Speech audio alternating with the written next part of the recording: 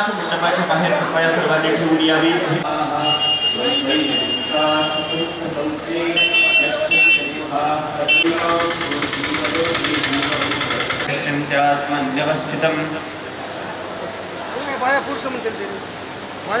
नीलाचल धाम की भद्रा जय नीलाचल धाम, जय जगन्नाथ जय बलदेव जय एक टाळी सर्वांची। जय जगन्नाथ जय बलदेव जय सुभद्रा जय नीलाचल धाम, जय जगन्नाथ जय बलदेव। होणाऱ्या भजनाकडे लक्ष देऊन त्याप्रमाणे मागे म्हणा। नीलाचल धाम जय जगन्नाथ जय बलदेव, जय जगन्नाथ जय बलदेव जय जगन्नाथ जय बलदेव, जय जगन्नाथ जय बलदेव। जय सुभद्रा जय नीलाचल धाम, जय सुभद्रा जय नीलाचल धाम, जय सुभद्रा जय नीलाचल धाम, जय सुभद्रा जय नीलाचल धाम। जय जगन्नाथ जय बलदेव जय सुभद्रा जय नीलाचल धाम, जय जगन्नाथ जय बलदेव जय सुभद्रा जय नीलाचल धाम। जय जगन्नाथ जय बलदेव, जय जगन्नाथ जय बलदेव। अजूनही अनेक भाविकांचा भजनाचा आवाज येत नाहीये। आपण भगवान श्री जगन्नाथाच्या दरबारात उभे आहोत। भगवंताच्या दरबारात कोणतीही गर्दी नाहीये असं समजा। आपण भगवंताच्या साक्षात समोर उभे आहोत। भगवान श्री जगन्नाथ अत्यंत प्रसन्न मुखाने आपल्याकडे पाहत आहेत असं स्मरण सगळ्यांनी डोळे मिटून करायचंय। आणि आपण भगवंताच्या दरबारात उभे राहून भगवंताच्या समोर आणि अत्यंत मधुर आवाजाने आणि मुक्त कंठाने भगवंताला त्यांचं स्मरण ऐकवत आहोत। असं सर्वांनी स्मरण करून डोळे मिटून हे स्मरण करायचंय। जय जगन्नाथ जय बलदेव, जय जगन्नाथ जय बलदेव, जय जगन्नाथ जय बलदेव, जय जगन्नाथ जय बलदेव। जय सुभद्रा जय नीलाचल धाम, जय सुभद्रा जय नीलाचल धाम, जय सुभद्रा जय नीलाचल धाम, जय सुभद्रा जय नीलाचल धाम। जय जगन्नाथ जय बलदेव जय सुभद्रा जय नीलाचल धाम, जय जगन्नाथ जय बलदेव जय सुभद्रा जय नीलाचल धाम। जय जगन्नाथ जय बलदेव, जय जगन्नाथ जय बलदेव।